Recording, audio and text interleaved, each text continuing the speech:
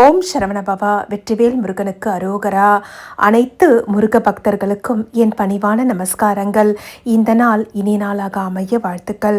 முருகப்பெருமானுடைய அருளோடு அவருடைய பக்தர்கள் எப்போதும் வாழ்வாங்கு வாழ்வார்கள் என்பதில் ஐயமில்லை. நாம் வாழற வாழ்க்கையில் ஏதாவது குறைகள் இருந்தாலும் அது நம்முடைய கர்மவினை பயனை அன்றி வேறெதுவும் இல்லை என்பதை உணர்ந்த பக்தர்கள் எப்போதும் கடவுள் மேல் நம்பிக்கையை ஒரு கூட அதை குறையாமல் பார்த்துக்குவாங்க. அதுதான் உண்மை. முருகன் மேலே நாம் வைக்கக்கூடிய நம்பிக்கை, முருகனுடைய அருள் நமக்கு பரிபூர்ணமாக கிடைக்க செய்யும்.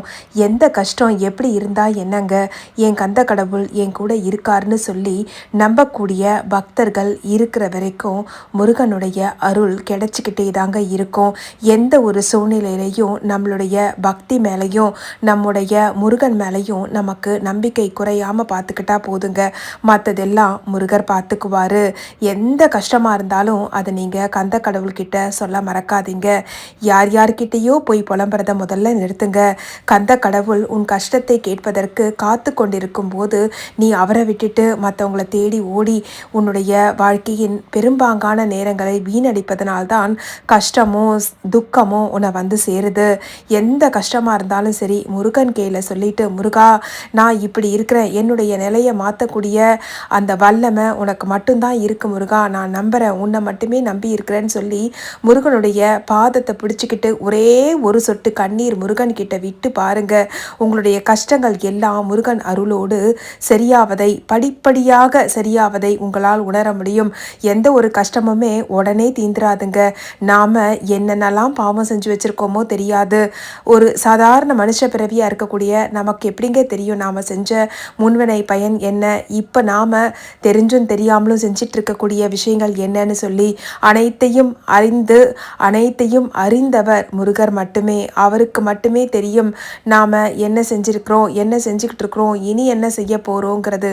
அதனால் நம்மளுடைய எல்லா விதமான பாவ கணக்குகளும் தீர்ப்பதற்கான வல்லமை முருகனுக்கு மட்டுமே உண்டு. முருகப்பெருமானுடைய பாத கமலங்களை பணிந்து அவர்கிட்ட உங்களுடைய கஷ்டங்கள் எல்லாத்தையும் ஒப்படைச்சிட்டு நிம்மதியாக இருங்க. எந்த வேலையை தொடங்கினாலும் சரி கந்த வேலை மறந்துடாதீங்க.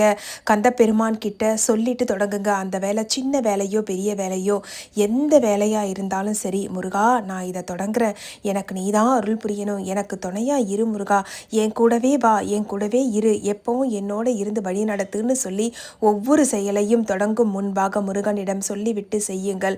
உங்களுடைய வேலைகள் அற்புதமாக வெற்றியடைவதை உங்களால் பார்க்க முடியும். முருகனின் அருள் எப்போதும் முன்னிற்கும். ஆறிரு தடந்தோல் வாழ்க, அருமுகம் வாழ்க, வெற்பை கூறுசை தனிவேல் வாழ்க, குக்குடம் வாழ்க, செவ்வேல் ஏறிய மண்யை வாழ்க, யானை தன் அணங்கு வாழ்க, மாறிலா வள்ளி வாழ்க, வாழ்க சீரடியார் எல்லாம், வாழ்க சீரடியார் எல்லாம், வாழ்க சீரடியார் எல்லாம். வெற்றிவேல் முருகனுக்கு அரோகரா. சக்திவேல் முருகனுக்கு அரோகரா. ஞானவேல் முருகனுக்கு அரோகரா. அரோகரா அரோகரா அரோகரா.